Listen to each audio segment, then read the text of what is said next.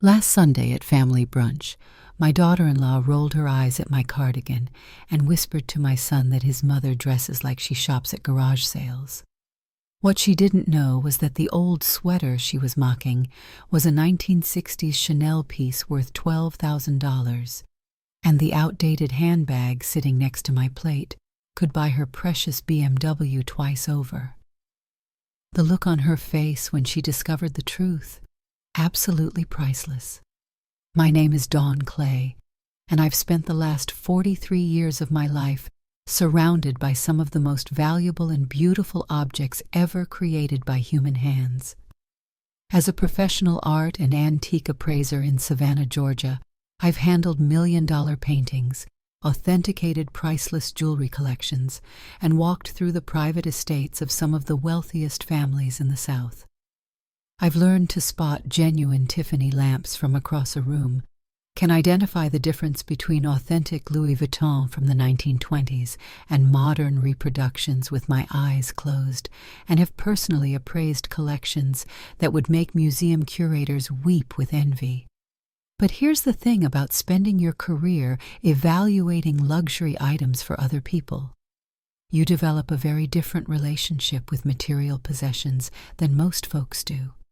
When you've seen how quickly fortunes can disappear, how easily precious objects can be lost or destroyed, and how little those expensive things actually matter when families are falling apart, you start to value different things. You appreciate quality over flash, substance over style, and authenticity over brand recognition. That's exactly the opposite of how my daughter-in-law Tiffany approaches the world. Tiffany Clay, she took Gary's last name when they married 3 years ago, is 34 years old and manages Meridian Luxury Boutique, one of those high-end shops on Bull Street where a simple handbag costs more than most people's monthly rent. She's the kind of woman who can spot a fake designer purse from 50 feet away, who knows exactly which celebrities wear which brands, and who genuinely believes that a person's worth can be measured by the labels they wear and the cars they drive. Gary, my son, is 39 and works as an investment banker at Coastal Capital Management here in Savannah. He's always been practical and level-headed, traits he definitely inherited from me, but he's also always wanted to fit in with his colleagues and clients, most of whom come from old Southern money families with very specific ideas about status and appearance. When Gary started dating Tiffany 4 years ago, I could see the appeal.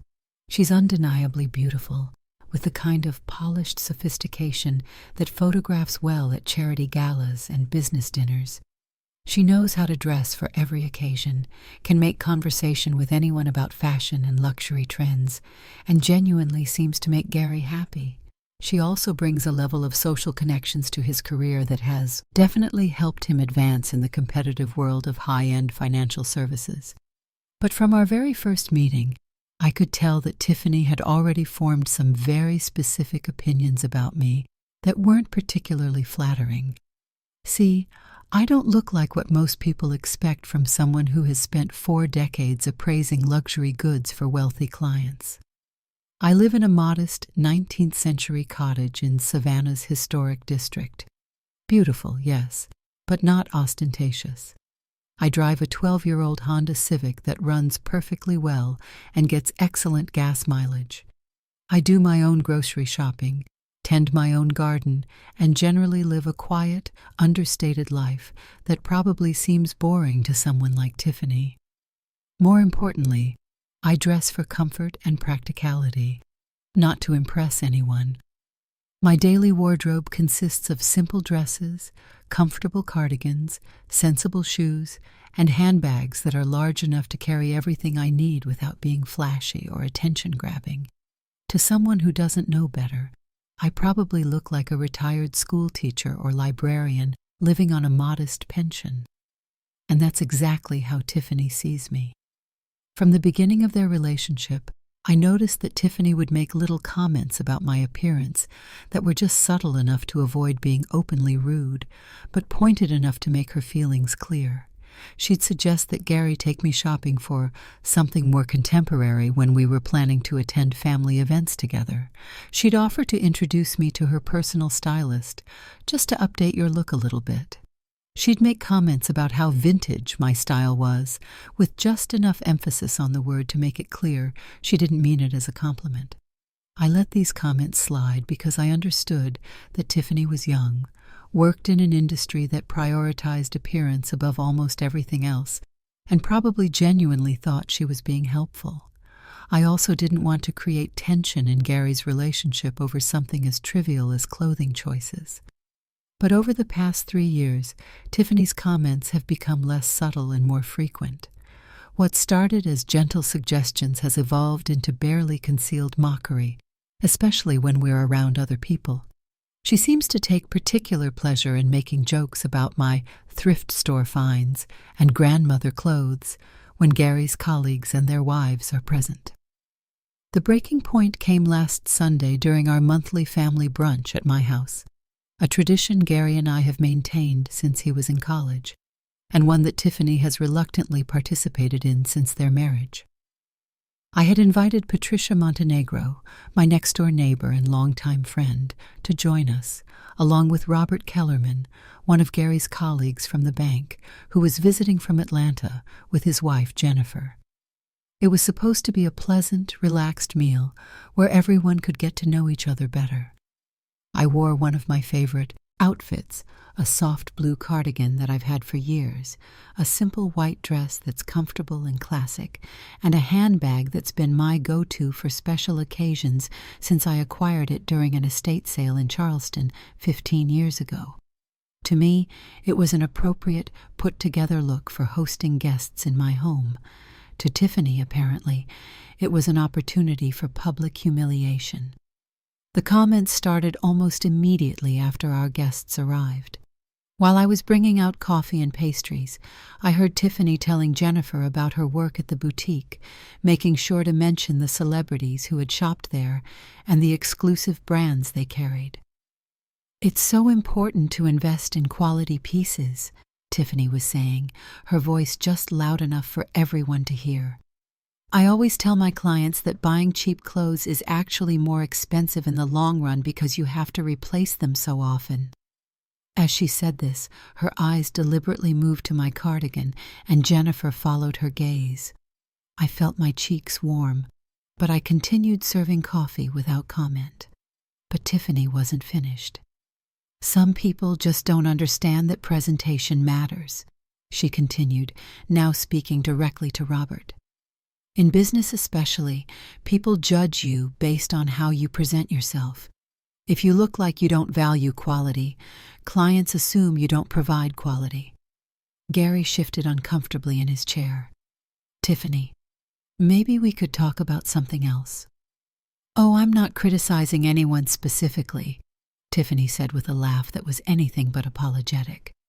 "I'm just saying that some of us understand the importance of making a good first impression." She gestured vaguely in my direction as she said this, making it crystal clear that I was the some of us who didn't understand.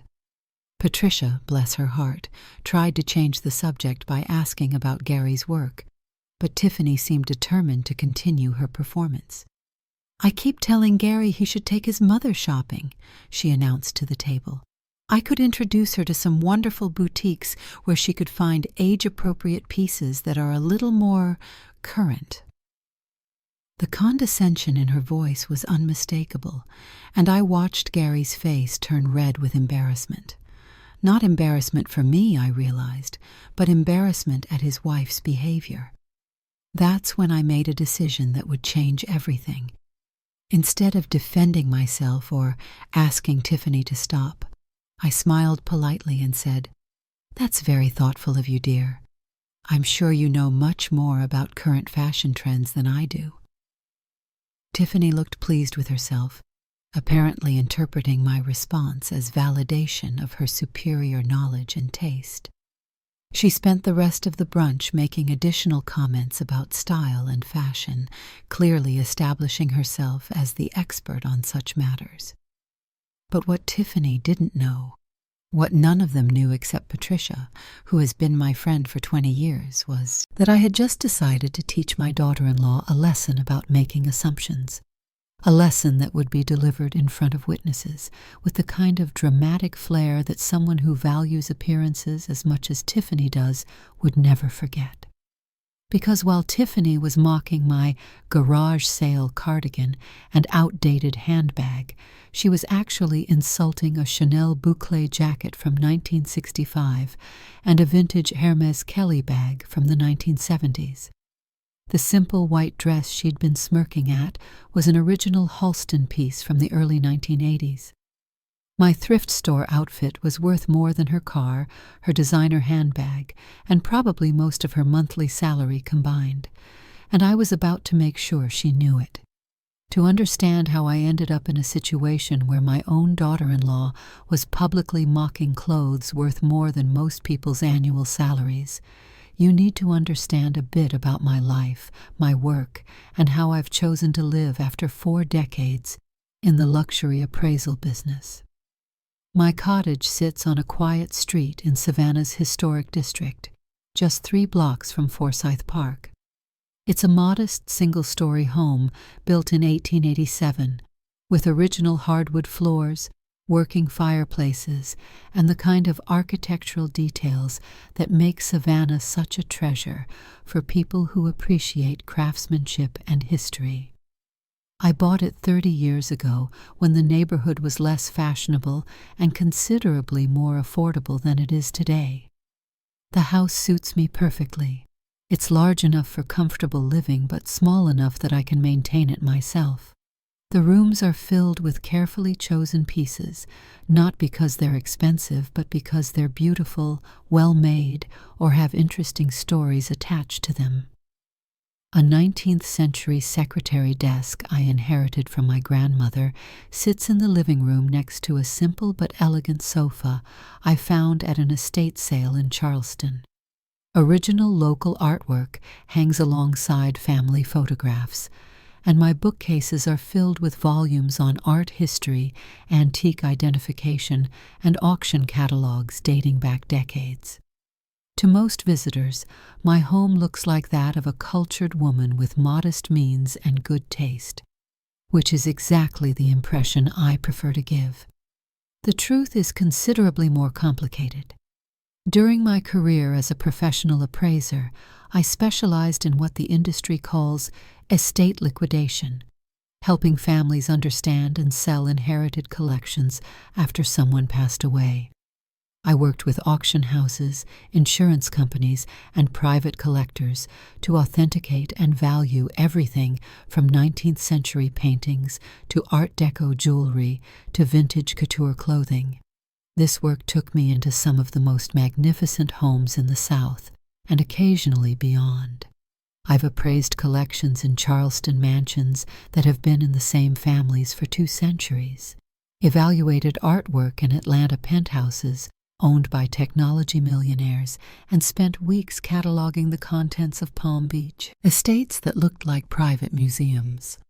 But I also learned that wealth and wisdom don't always go hand in hand, and that the people who talked most about their expensive possessions often understood them least.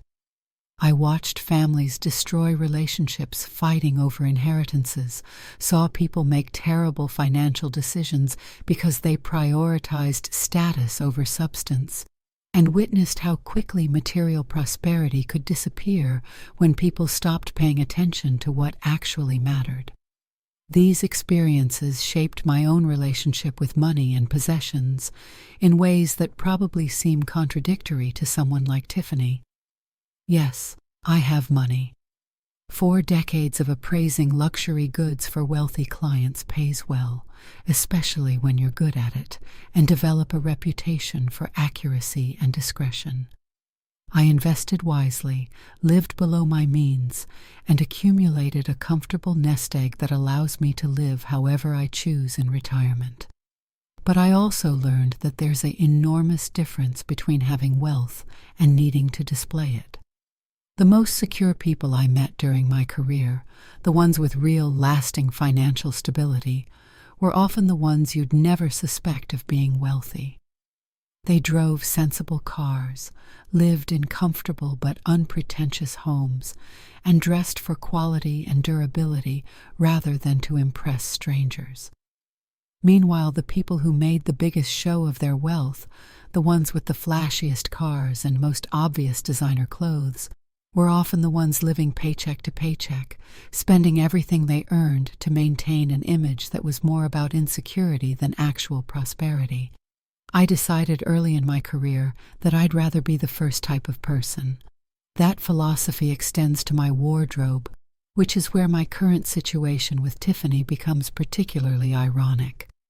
Because I spent so many years evaluating luxury clothing and accessories, I developed a deep appreciation for truly exceptional pieces, not the mass-produced designer items you find in department stores, but the rare, vintage, or custom pieces that represent the absolute pinnacle of craftsmanship and design. Over the years, I've acquired quite a collection of these special items, usually through estate sales or private collectors who knew my expertise and trusted my judgment. A 1960s Chanel suit, purchased from the estate of a Charleston socialite who had bought it directly from the atelier in Paris. A collection of Hermès scarves and handbags acquired from a client who needed to sell them quickly during a divorce settlement. Several pieces of vintage Halston and Geoffrey Beene that I purchased from the family of a former fashion editor. Each piece in my collection is museum quality, the kind of clothing that fashion historians study and collectors compete to acquire. But they're also beautifully made, comfortable to wear, and classic enough in style that they never look dated or out of place. The problem is that these pieces are so well designed and timeless that they don't look obviously expensive to people who associate luxury with flashy logos and obvious brand recognition. A vintage Chanel jacket looks like a simple, well-tailored cardigan to someone who doesn't know what to look for. A vintage Hermès handbag looks like a classic leather purse to someone who only recognizes luxury when it's covered in monograms or accompanied by obvious status symbols. This is exactly what Tiffany sees when she looks at my clothes. Simple, understated pieces that she assumes must be inexpensive because they don't scream for attention the way modern luxury fashion does. What makes this particularly frustrating is that Tiffany works in luxury retail and considers herself an expert on high-end fashion. She knows every current designer, can recite the prices of this season's must-have accessories, and prides herself on staying ahead of fashion trends. But her knowledge is entirely focused on contemporary commercial luxury, the kind of designer items that are produced in large quantities and marketed heavily to people who want to signal their wealth through obvious brand recognition. She has no understanding of vintage luxury fashion, no appreciation for the kind of craftsmanship that existed before mass production, and no ability to recognize true quality when it's not accompanied by a modern logo or obvious price tag. Gary, unfortunately, has never learned to navigate the tension between his mother's understated approach to wealth and his wife's need for obvious displays of status. My son is a good man, kind, intelligent, and hardworking. He's also always been somewhat caught between two worlds. Growing up, he was aware that we lived comfortably and that I had a successful career, but he also saw how I chose to live modestly and avoid ostentation. He learned to value substance over style, quality over flash, and authenticity over appearance. But his career in investment banking has put him in contact with a very different culture, one where your watch, your car, and your wife's handbag are seen as reflections of your professional success. His colleagues judge each other based on visible markers of wealth, and their social circles revolve around displaying and discussing expensive possessions. When Gary started dating Tiffany, I could see the appeal beyond just her obvious beauty and charm. She fit seamlessly into his professional social world in ways that would benefit his career. She knew how to dress for client dinners, could make appropriate conversation at charity galas, and understood the unspoken rules of the social circles that Gary needed to navigate for professional success. The problem is that Tiffany's understanding of wealth and status is entirely surface level, and she's applied that same superficial analysis to me. Because I don't drive a luxury car, live in a mansion, or wear clothes covered in obvious designer logos, she's concluded that I'm simply a woman of modest means who doesn't understand or appreciate the finer things in life. She sees my practical choices as evidence of financial limitation rather than philosophical choice. This misunderstanding might have remained a minor annoyance if Tiffany had kept her opinions to herself. But over the 3 years since she married Gary, her comments about my appearance and lifestyle have become increasingly frequent and increasingly public. What started as private suggestions that I might benefit from a style update evolved into pointed comments about age-appropriate fashion choices. Then came the jokes about vintage style and thrift store finds made in front of Gary's colleagues and their wives. Most recently, she started making direct comparisons between my simple style and her own obvious luxury aesthetic, usually in contexts where other people are listening. Each incident has been small enough that addressing it directly would seem petty or oversensitive. But collectively, they've created a pattern of public disrespect that has started affecting my relationship with Gary and my comfort at family gatherings. Gary has noticed the tension, but he's caught in an impossible position. He can't defend my clothing choices without implicitly criticizing his wife's values, and he can't ask his wife to change her behavior without acknowledging that she's been consistently rude to his mother. So he's chosen the path of least resistance, changing the subject when Tiffany makes her comments, looking uncomfortable but saying nothing, and hoping the situation will somehow resolve itself without requiring him to take sides. But situations like this don't resolve themselves. They escalate until someone decides to address them directly, and after last Sunday's brunch, I realized that someone was going to have to be me. The situation with Tiffany reached a tipping point during what should have been a pleasant family celebration 3 weeks after that uncomfortable brunch. Gary had just been promoted to senior vice president at Coastal Capital Management, and we'd planned a dinner party at my house to celebrate his achievement with close friends and colleagues. I'd spent the afternoon preparing Gary's favorite meal, herb-crusted lamb with rosemary potatoes and a chocolate torte I'd learned to make from a French pastry chef who used to cater events at the auction house where I worked. The dining room table was set with my grandmother's china and silverware, and I'd arranged fresh magnolias from my garden in crystal vases throughout the house. For the occasion, I'd chosen what I considered an elegant but appropriate outfit: a navy blue dress with 3/4 sleeves, a pearl necklace that had belonged to my mother, and a structured jacket that I'd worn to countless professional events over the years. My handbag was a classic black leather piece that coordinated perfectly with my shoes, and I'd even taken extra care with my hair and makeup because I knew this celebration was important to Gary.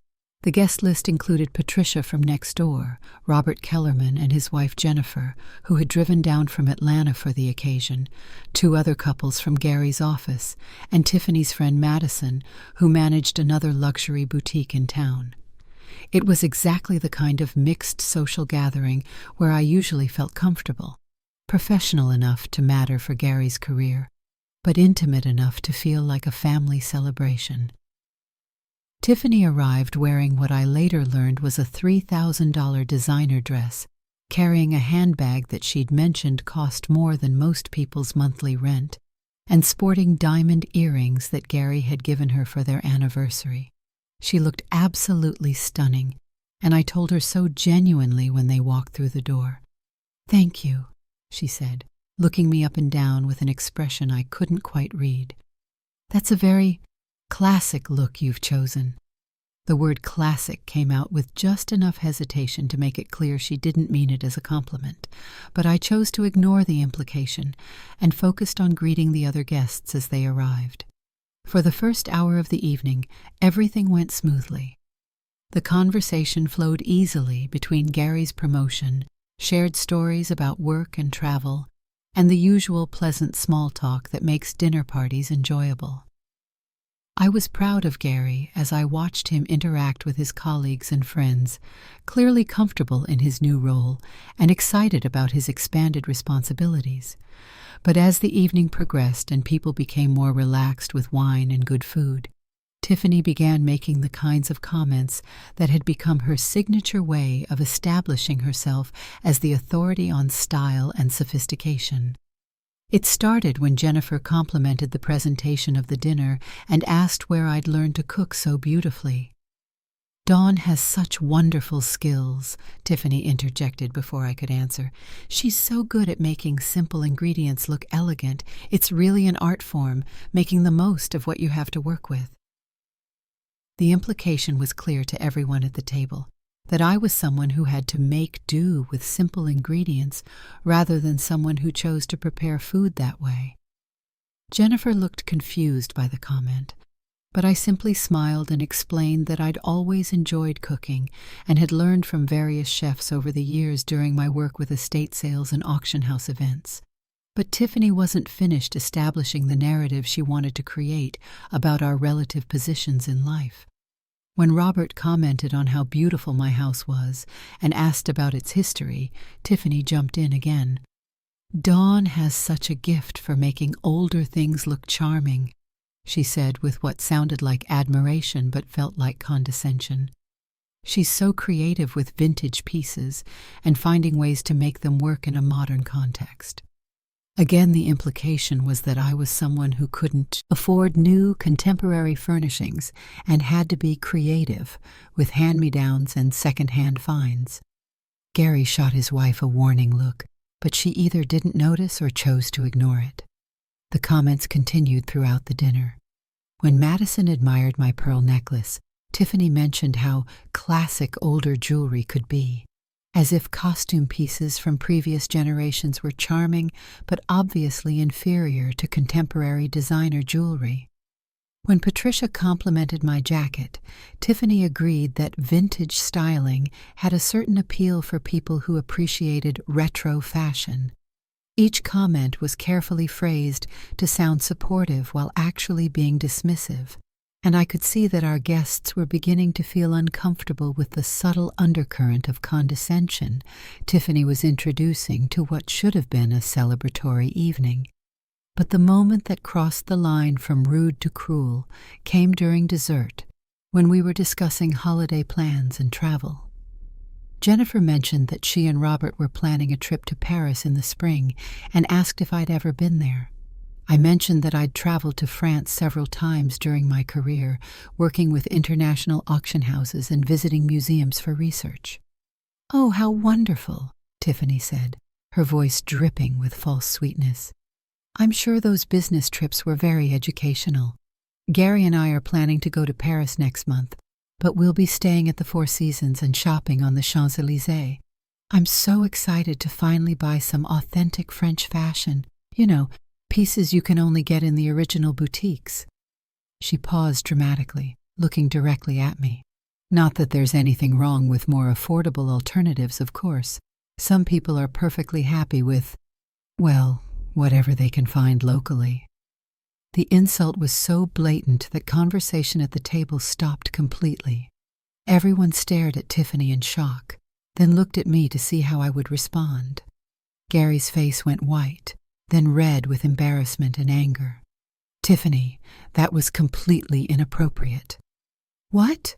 Tiffany said, feigning innocence. "I was just making conversation about fashion. I didn't say anything wrong." "You absolutely did," Gary said, his voice tight with controlled fury.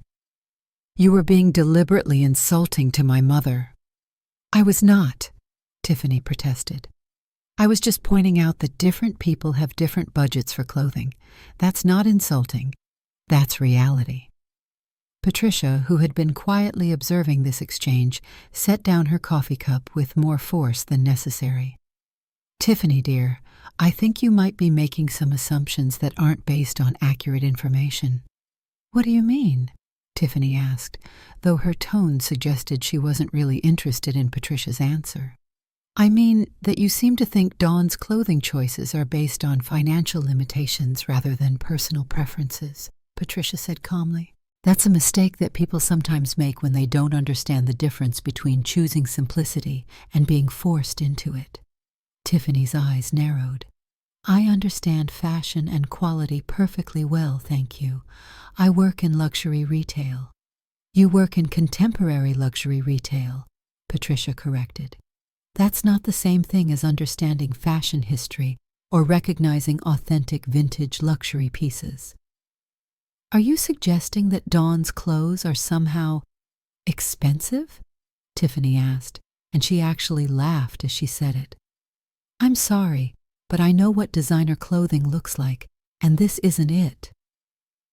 The entire table was now watching this exchange like a tennis match, and I could see Gary trying to figure out how to end the conversation before it became even more uncomfortable. But I had heard enough. For 3 years I had tolerated Tiffany's comments because I wanted to maintain peace in the family and because I understood that her behavior came from insecurity rather than malice. But sitting in my own home, at a dinner party celebrating my son's success, listening to her mock my appearance in front of our friends and colleagues, I realized that my tolerance had been enabling her rudeness rather than preventing family conflict. More importantly, I realized that Tiffany's assumption about my financial situation and fashion choices had become so entrenched that she felt comfortable making cruel jokes about them in public. She had convinced herself that she was superior to me in every way that mattered to her: wealth, style, sophistication, and she was using that assumed superiority to humiliate me in front of people whose opinions mattered to Gary's career. That's when I made a decision that would change our family dynamic forever. Instead of getting angry or defensive, I looked directly at Tiffany and smiled pleasantly. "You know what, dear? You're absolutely right that you know more about contemporary fashion than I do. I've obviously fallen behind on current trends." Tiffany looked pleased, apparently interpreting my response as admission of defeat. "I tell you what," I continued, still smiling, "why don't you come over next Sunday afternoon? I'd love to get your professional opinion on some pieces in my wardrobe. Maybe you could help me understand which items are worth keeping and which ones I should donate or throw away." Tiffany's eyes lit up with the prospect of getting to go through my closet and demonstrate her superior knowledge to an audience. "I'd be happy to help," she said graciously. "It's never too late to update your style." "Wonderful," I said. "And maybe we could invite a few other people? Patricia, would you like to join us? And Jennifer, if you're still in town, it might be fun to have a little fashion consultation party." Both women agreed, though I could see Patricia trying not to smile as she nodded her acceptance. Gary looked relieved that the tension seemed to have been resolved peacefully, though I caught him giving me a questioning look that suggested he wasn't sure what I was planning. "I'll even see if I can get a professional opinion," I added casually. "I have a friend who works in fashion authentication, Helena Cross. She specializes in vintage and luxury pieces for auction houses and museums. It might be interesting to get her expert assessment of what's worth keeping." Tiffany nodded enthusiastically, clearly imagining a scenario where a professional expert would validate her opinions about my inferior wardrobe in front of witnesses. What she didn't know was that Helena Cross was one of the most respected vintage fashion experts in the Southeast, with a client list that included major auction houses, fashion museums, and private collectors. She was also someone who had worked with me on numerous appraisals over the years, and who knew exactly what was hanging in my closet. And she was someone who would be very, very interested in examining some of the pieces that Tiffany had been mocking for the past 3 years. As our guests left that evening, I noticed that Jennifer whispered something to Robert before they got in their car, and both of them looked back at my house with expressions I couldn't quite read. Patricia lingered after everyone else had gone, helping me clear the dishes and obviously wanting to talk. "Dawn," she said when we were alone in the kitchen, "what exactly are you planning for Sunday?" I smiled as I loaded the dishwasher. "I'm planning to give Tiffany exactly what she's been asking for, a professional fashion consultation with an expert who can properly evaluate the quality and value of vintage clothing." "And you think that's going to go well for her?" "I think it's going to be very educational for everyone involved." Patricia laughed. "Remind me to bring popcorn." But as I got ready for bed that night, I felt a mixture of anticipation and sadness about what I was planning. I was excited about the prospect of finally addressing Tiffany's behavior in a way that would be impossible for her to dismiss or ignore. But I was also sad that it had come to this, that my relationship with my daughter-in-law had deteriorated to the point where public humiliation seemed like the only way to get her attention. I hoped that what happened on Sunday would teach Tiffany an important lesson about making assumptions and treating people with respect, but I also worried that it might create a permanent rift in our family that would be impossible to repair. Either way, I was committed to following through with my plan. 3 years of tolerating disrespect had accomplished nothing except encouraging more disrespect. It was time to try a different approach. The week between that disastrous dinner party and our planned fashion consultation was one of the most interesting weeks I'd had in years. Not because anything dramatic was happening, but because I was watching everyone involved process what had occurred and prepare for what was coming next. Gary called me twice during the week, ostensibly to thank me for the lovely dinner party, but actually to try to gauge what I was planning for Sunday afternoon.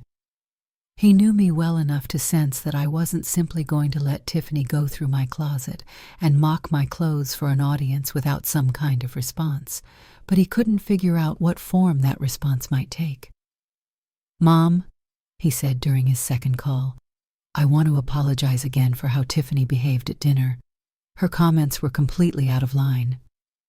"I appreciate that, honey, but you don't need to apologize for your wife's behavior. She's an adult who's responsible for her own choices."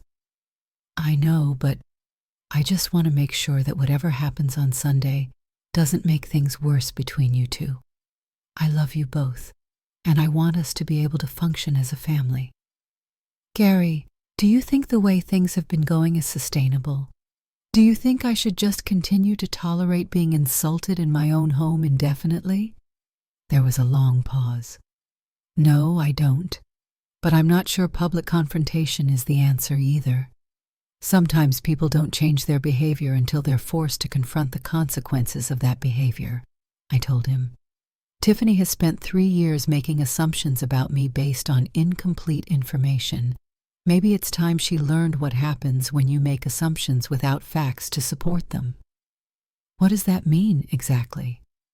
"It means that on Sunday, she's going to get exactly what she's been asking for. A professional evaluation of my wardrobe by someone who actually knows what they're talking about." Gary was quiet for a moment. "Mom, are you sure you want to do this? Once you go down this road, you can't take it back." "Honey, Tiffany went down this road 3 years ago when she decided to start publicly mocking my appearance. I'm just finally choosing to meet her where she is." Patricia, on the other hand, was absolutely delighted by the entire situation and had appointed herself as my unofficial co-conspirator. She'd known about my vintage clothing collection for years, had even borrowed a few pieces for special occasions, and she was thrilled that I was finally going to reveal the truth to someone who had been so consistently wrong about so many things. "I still can't believe she called your Halston dress a thrift store find," Patricia said when she stopped by on Wednesday to help me plan the afternoon. "That woman wouldn't recognize real quality if it came with a certificate of authenticity." "Well, she's about to learn the difference," I said. Helena is driving down from Charleston on Saturday night, so she can be here first thing Sunday morning to examine everything properly. Helena Cross and I had worked together on dozens of appraisals over the years, and she was one of the few people who knew the full extent and value of my vintage collection.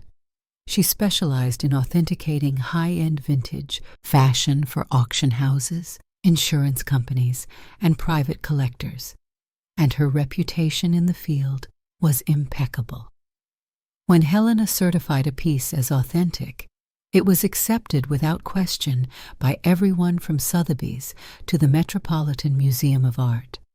She was also someone who had very little patience for people who talked about fashion without understanding it, which made her perfect for what I was planning.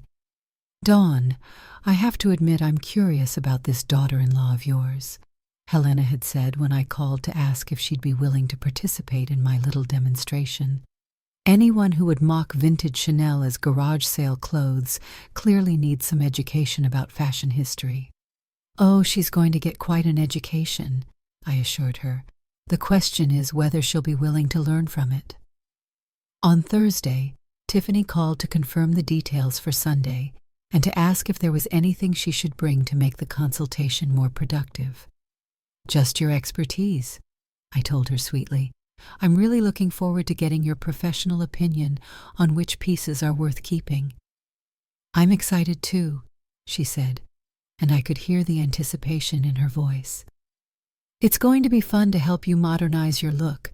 I've already been thinking about some great contemporary alternatives for some of those older pieces you wear." The confidence in her voice was remarkable.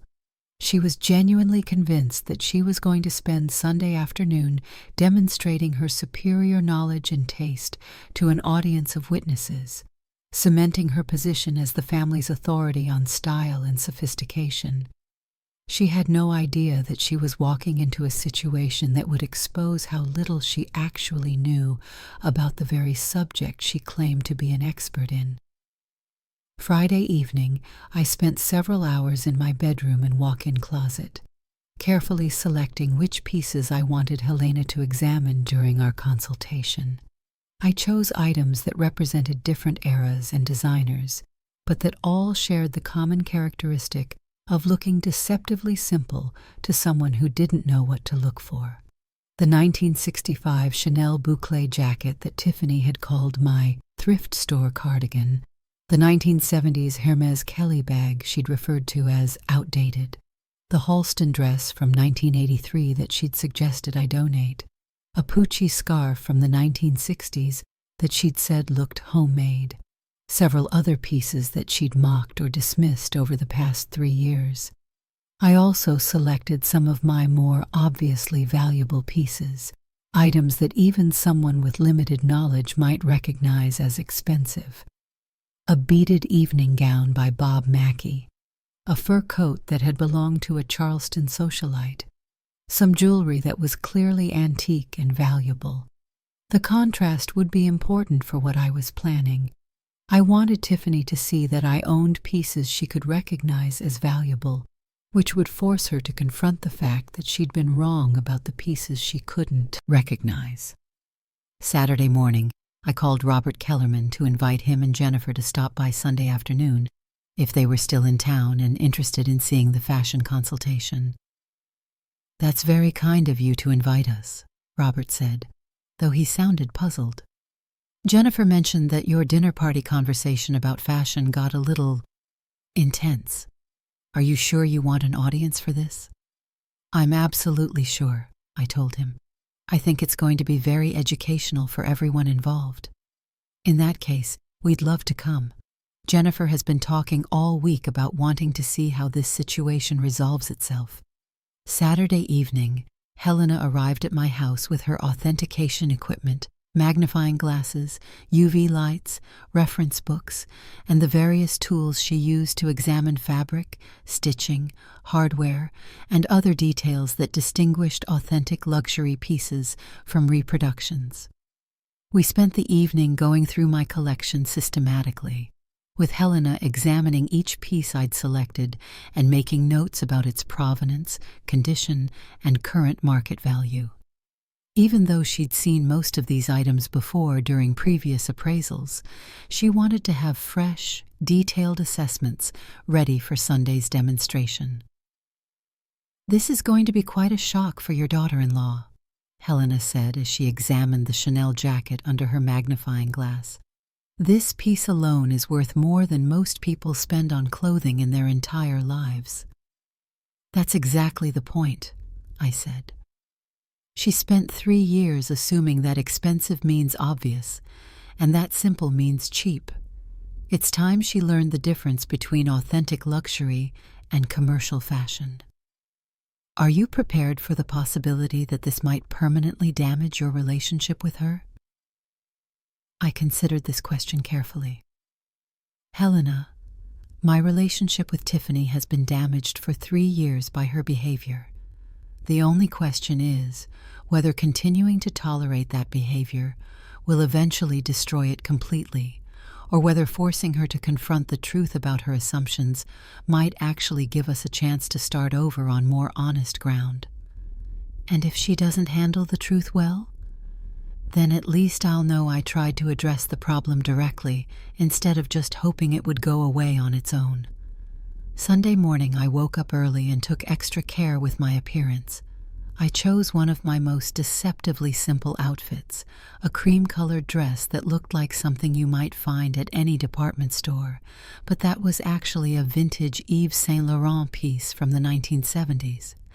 I paired it with my grandmother's pearl earrings, a simple gold watch, and the black Hermès handbag that Tiffany had been mocking for years. To someone who didn't know better, I looked like exactly what Tiffany had always claimed I was, a woman of modest means wearing simple, unremarkable clothes.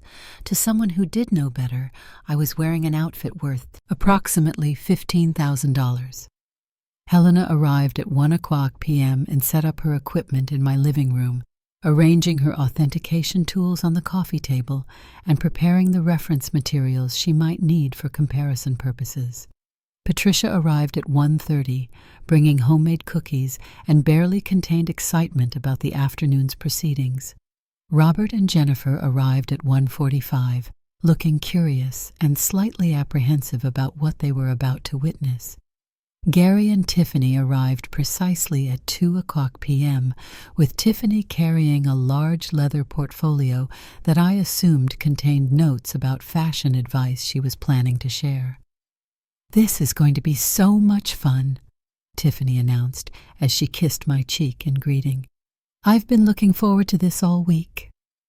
She was wearing another expensive designer outfit, a dress that probably cost more than most people's monthly rent, paired with shoes and accessories that screamed luxury brand names. She looked absolutely beautiful and completely confident, ready to demonstrate her superior knowledge to an appreciative audience.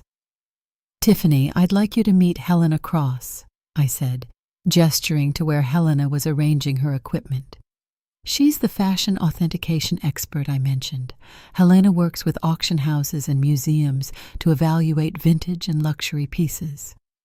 "How wonderful," Tiffany said, extending her hand with a bright smile. "I'm sure you'll find this as interesting as I will. Dawn has such unique style choices." Helena shook Tiffany's hand politely, but I noticed her taking in every detail of Tiffany's obviously expensive outfit with the kind of professional assessment that suggested she was already forming opinions about contemporary commercial luxury versus authentic vintage pieces. "Shall we get started?" I asked, gesturing toward the bedroom where my selected pieces were waiting. As we all headed toward my closet, I caught Patricia's eye and saw her trying not to grin. Gary looked nervous but resigned, like someone who knew he was about to watch a car accident but couldn't look away.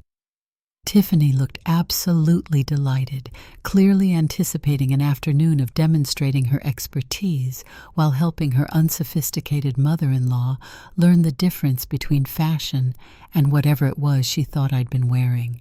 She had no idea that she was about to receive the most expensive education in fashion history she'd ever experienced.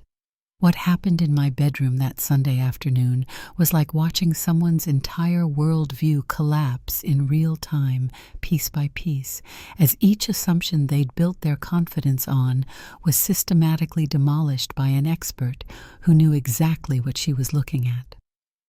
I had arranged the selected pieces on my bed in what looked like a casual display. The Chanel jacket draped over a chair, the Hermes handbag sitting on the dresser, the Halston dress hanging from the closet door, and several other items scattered around the room as if I'd simply pulled them out for review. "Well," Tiffany said, surveying the collection with barely concealed amusement, "this should be interesting. Dawn, you've certainly accumulated quite a variety of pieces over the years." The condescension in her voice was unmistakable, and I saw Helena's eyebrows raise slightly at Tiffany's tone. "Why don't we start with something simple?" I suggested, picking up the navy blue cardigan that had started this whole controversy. "Tiffany, you've mentioned this piece several times. What's your professional assessment?" Tiffany examined the jacket with the confident air of someone who knew exactly what she was looking at. She held it up to the light, checked the label, and ran her fingers over the fabric with the kind of casual dismissiveness that suggested she'd already reached her conclusion. "This is a nice example of vintage styling," she said in the tone of voice professors use when explaining basic concepts to slow students. "The cut is classic, and the fabric feels like decent quality wool. It's the kind of piece that probably looked very fashionable when it was new, but it's obviously dated now. The styling is very 1960s or 1970s. She looked around the room at our assembled audience. "This is exactly what I mean about Dawn's wardrobe. She has some nice vintage pieces that were probably quite stylish in their time, but they read as old-fashioned now rather than contemporary fashion." "Interesting assessment," Helena said calmly, taking the jacket from Tiffany and setting it on her examination table. "Let me take a closer look." What followed was a masterclass in professional authentication that left everyone in the room completely silent, except for Helena's quiet commentary as she examined the piece. "First, let's look at the construction," Helena said, turning the jacket inside out to examine the seams. Hand-stitched buttonholes, silk lining with hand-finished edges, and internal construction details that are consistent with Chanel's atelier standards from the mid-1960s. She pointed to various details as she spoke, using her magnifying glass to show the others what she was seeing. "The buttons are authentic Chanel. You can see the CC logo engraved in the metal, and the weight and finish are consistent with pieces from this era. The chain weight in the hem is another signature Chanel detail that's often missing from reproductions." Tiffany was watching this examination with growing confusion, clearly not understanding where Helena was going with her analysis. "Now let's look at the fabric," Helena continued, taking out a small UV light and shining it on various parts of the jacket. "This is authentic Chanel boucle. You can see the distinctive weave pattern and the way the different fibers catch the light. The aging patterns in the fabric are consistent with a piece that's approximately 60 years old." She pulled out a reference book and flipped to a specific page showing similar jackets. "Based on the construction details, button style, and fabric pattern, I would authenticate this as a genuine Chanel boucle jacket from 1965, likely from the spring collection of that year." The room was completely quiet except for the sound of pages turning as Helena consulted her reference materials. "Current market value for a piece like this in this condition would be approximately $12,000 to $15,000, depending on the specific collection and provenance." Tiffany's face went completely white. "What did you just say?" "I said this jacket is worth approximately $12,000 to $15,000, Helena repeated matter-of-factly. "It's an authentic Chanel piece from 1965, and it's in remarkable condition for its age." "That's impossible," Tiffany said, her voice rising slightly. "It's just a simple cardigan. There's no way it's worth that much money." Value in vintage fashion isn't determined by how flashy something looks, Helena explained patiently. It's determined by the designer, the era, the rarity, the condition, and the historical significance of the piece. This jacket represents Chanel at the height of her influence on fashion, created during one of the most important decades in fashion history. Gary was staring at the jacket with an expression of complete shock. "Mom, I had no idea." "Most people don't," I said calmly. "That's exactly the point. Real luxury doesn't always announce itself with obvious logos and flashy details." "Let's look at another piece," Helena suggested, picking up the black handbag that Tiffany had been mocking for years. "Tiffany, what's your assessment of this one?" Tiffany looked at the bag like it might bite her, but she gamely attempted another evaluation. It's a simple black leather handbag, classic styling, probably from the 1970s or 1980s. The leather looks like decent quality, but the design is very plain. Nothing special, really. Helena turned the bag over in her hands, examining every detail with professional precision. This is a Hermes Kelly bag, named after Grace Kelly, from approximately 1976. You can authenticate it by several details: the distinctive saddle stitching, the turn-lock closure mechanism, the date stamp inside the bag, and the quality of the leather. She opened the bag and pointed to a small stamp inside. The craftsman's mark and date code confirm that this was made in 1976 at Hermes Atelier in Paris. The leather is Hermes' signature box leather, which develops this particular patina over time. A Kelly bag from this era in this condition would currently sell for $25,000 to $30,000 at auction, Helena continued. Hermes bags are considered investment pieces because they typically appreciate in value over time rather than depreciate. Tiffany sat down heavily in the chair next to my dresser, staring at the handbag like she was seeing it for the first time. "But it looks so ordinary," she whispered. "That's the genius of true luxury design," Helena explained. "The best pieces are timeless, precisely because they don't rely on obvious status symbols or trendy details. They're beautiful and valuable because of their craftsmanship, materials, and design integrity, not because they scream for attention." Patricia was trying not to smile as she watched Tiffany process this information, and Jennifer was taking notes like she was attending a lecture at fashion school. "Let's continue," I suggested, gesturing toward the white dress hanging on the closet door. "Helena, would you mind examining this piece as well?" "Of course," Helena said, taking the dress and beginning her systematic evaluation. "This is immediately recognizable as Halston. You can see his signature in the cut and drape of the fabric. The minimalist design, the bias cut, and the way the fabric moves are all characteristic of his work from the early 1980s. She examined the label and construction details. This is from Halston's couture line, probably 1982 or 1983, based on the label style and construction methods. Halston pieces from this era are highly sought after by collectors because they represent American fashion at its most innovative. "Current market value?"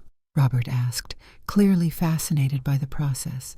"For an authentic Halston couture piece in this condition, probably $3,000 to $5,000, not as expensive as the Chanel or Hermes, but still a significant investment piece." Tiffany was now staring at her hands, no longer attempting to participate in the evaluations. Every piece that Helena examined was revealing the same pattern. Items that looked simple and unremarkable to someone who didn't know what to look for were actually worth thousands of dollars. "Tiffany," I said gently, "would you like Helena to examine any of the other pieces you've commented on over the years?" She looked up at me with an expression I'd never seen before, not anger or embarrassment, but something closer to devastation. "How long have you known?" she asked quietly. "Known what, dear?" "Known that I've been..." that I was wrong about everything. How long have you been sitting there listening to me make a fool of myself?" The room was so quiet you could have heard a pin drop. Gary was looking back and forth between his wife and his mother, clearly trying to figure out how to navigate this conversation. "Tiffany," I said carefully, "I've tried several times over the past 3 years to redirect our conversations when they became focused on clothing and appearance. You seemed very confident in your assessments, and I didn't want to embarrass you by contradicting you in front of other people. So you decided to embarrass me now instead, in front of everyone." The pain in her voice was genuine, and I felt a stab of guilt about the approach I'd chosen. "I decided to demonstrate why making assumptions about people based on appearances can be dangerous and hurtful," I said. "You've spent 3 years publicly mocking my clothes and implying that I'm someone who can't afford quality items or doesn't understand fashion. Those comments have been getting progressively more frequent and more cruel, especially in front of other people. But why didn't you just tell me the truth? Why didn't you explain about your collection?" Helena looked up from the Pucci scarf she was examining. "If I may," she said diplomatically, "in my experience, people who make confident pronouncements about fashion expertise without checking their facts aren't usually receptive to being corrected. They tend to double down on their assessments rather than admit they might be wrong." Tiffany flushed bright red. "Are you saying I'm too stubborn to learn?" "I'm saying that expertise requires humility," Helena replied. "The more you learn about fashion history and luxury goods, the more you realize how much you don't know. People who work in contemporary commercial fashion sometimes make the mistake of thinking that knowledge translates to understanding historical or vintage pieces, but they're really completely different fields." "So everything I said about Dawn's clothes was wrong," Helena said matter-of-factly. "Not just a little wrong, but completely and demonstrably wrong. You were criticizing some of the most valuable and historically significant pieces in her collection." Gary finally found his voice. "Mom, why didn't you ever tell me about this? I had no idea you owned pieces like this." "Because I didn't want my family relationships to be influenced by what my clothes are worth," I said. "I wanted people to judge me based on who I am, not what I own. Unfortunately, that approach backfired when someone decided to judge me negatively based on what they thought I owned." "The total value of what we've examined so far," Helena announced, consulting her notes, "is approximately $53,000, and this represents maybe a quarter of the pieces hanging in this closet."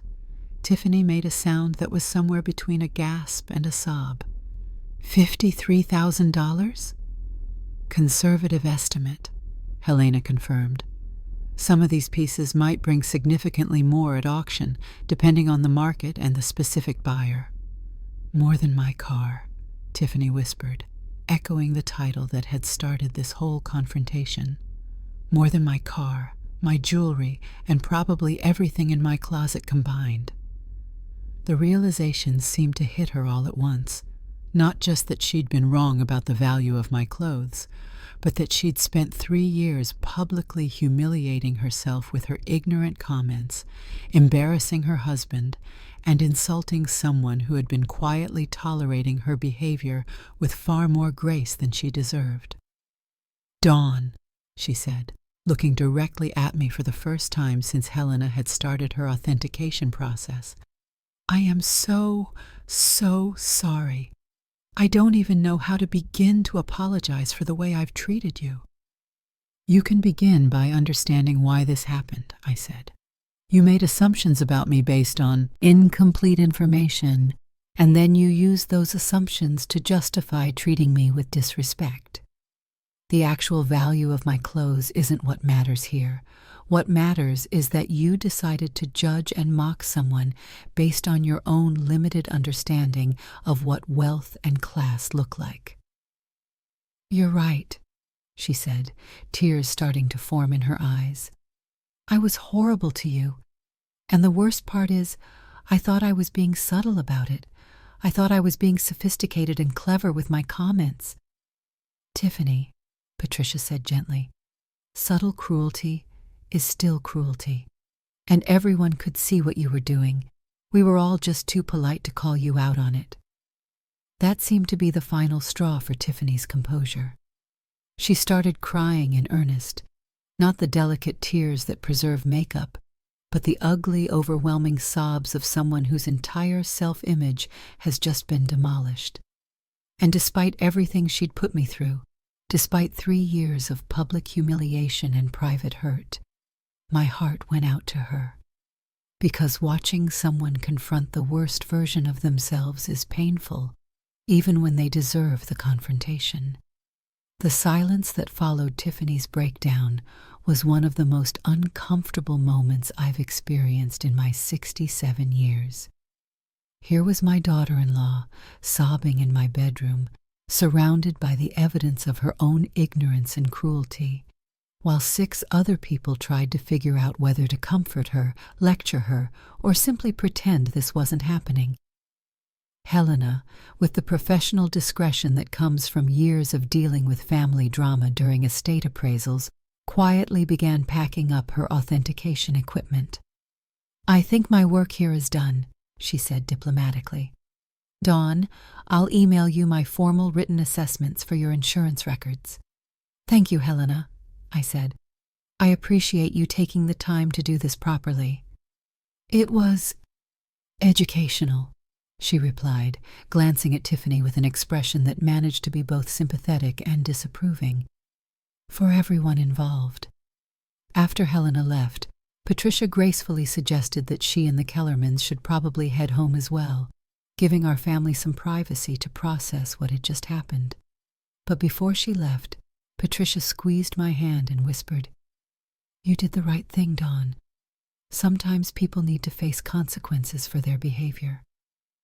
Once we were alone, just Gary, Tiffany, and me, the conversation that I'd been both dreading and anticipating for 3 years finally began. Gary spoke first, his voice careful and measured in the way it gets when he's trying to manage a volatile situation. "Mom, I understand why you did this, but I wish you'd found a way to address the problem that didn't involve public humiliation." "Gary," I said, "I tried for 3 years to address this problem privately. I redirected conversations, ignored comments, and hoped that Tiffany would eventually realize that her behavior was inappropriate. The public humiliation happened because she chose to make her comments publicly, not because I chose to respond publicly." Tiffany looked up from where she'd been staring at her hands. Her makeup was completely ruined, but her tears seemed to have stopped. "No, Gary, your mother is right. I did this to myself. I created this situation with my own behavior." "Tiffany," Gary started. "No, let me finish," she interrupted. "I need to say this, and I need you both to hear it. What happened today wasn't your mother being cruel to me. What happened today was me finally being forced to confront the truth about how I've been treating someone who never did anything to deserve it." She turned to face me directly.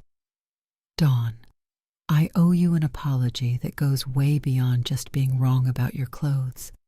I owe you an apology for 3 years of deliberate disrespect, for trying to embarrass you in front of other people, and for deciding that I was better than you based on nothing but my own arrogance and ignorance.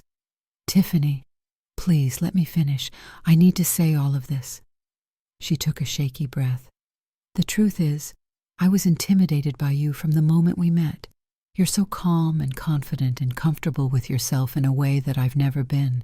You don't need external validation or status symbols to feel worthy, and that made me feel insecure about my own need for those things."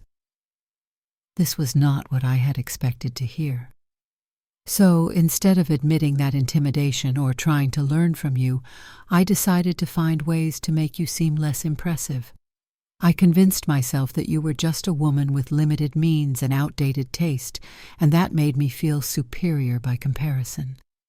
Gary was listening to this confession, with an expression of dawning horror, as if he was realizing for the first time how calculated his wife's behavior had been. I told myself that I was just being honest about fashion and style, but the truth is I was being deliberately cruel because it made me feel better about myself. And the worst part is, I did it in front of other people because I wanted them to see me as the expert and you as someone who needed my help. She started crying again, but quieter this time. I am so ashamed of who I've been, and I'm even more ashamed that it took being publicly humiliated for me to realize how terrible my behavior was. I sat down on the edge of my bed, suddenly feeling exhausted by the emotional weight of the afternoon. Tiffany, I need you to understand something. What hurt me wasn't that you were wrong about my clothes. What hurt me was that you seemed to take pleasure in being cruel to me, especially in front of other people. That's not fashion criticism. That's just mean-spirited behavior. I know, she whispered, and I don't know how to make it right. You make it right by changing how you treat people going forward, I said. You make it right by learning from this experience instead of just feeling sorry for yourself about it. Gary had been quiet during this exchange, but now he spoke up. Tiffany, I need to ask you something, and I need you to be completely honest with me. Has this been happening with other people too? Have you been making these kinds of judgmental comments about other people's appearance or lifestyle choices? The question hung in the air for a long moment before Tiffany nodded reluctantly. Yes, not as systematically as I did with your mother, but yes. I've made comments about clients, about neighbors, about people we meet at social events. I always told myself I was just being observant about fashion and style, but you were being judgmental and cruel, Gary finished. Yes. Tiffany, I said gently, why do you think you do that? What do you get out of criticizing other people's choices? She considered this question seriously, which I appreciated. I think it makes me feel like I know something important, like I have expertise that other people don't have. And when I can point out what's wrong with someone else's choices, it makes me feel like my choices are right by comparison. But does it actually make you feel good? Or does it just temporarily distract you from your own insecurities? Another long pause. It distracts me. It doesn't actually make me feel better about myself. It just makes me feel better than someone else, which isn't the same thing at all. This level of self-awareness surprised me. I had expected defensiveness, excuses, or attempts to minimize her behavior. I hadn't expected this kind of honest introspection. The thing is, Tiffany continued, I work in an industry where judgment about appearance is literally part of the job. I'm supposed to be able to look at someone and know what styles and brands will work for them, what price points they can afford, what image they're trying to project. But somewhere along the way, I started applying that professional judgment to every aspect of my personal life. There's a difference between professional assessment and personal judgment, I pointed out. When you're helping a client, you're trying to understand their needs and preferences so you can serve them better.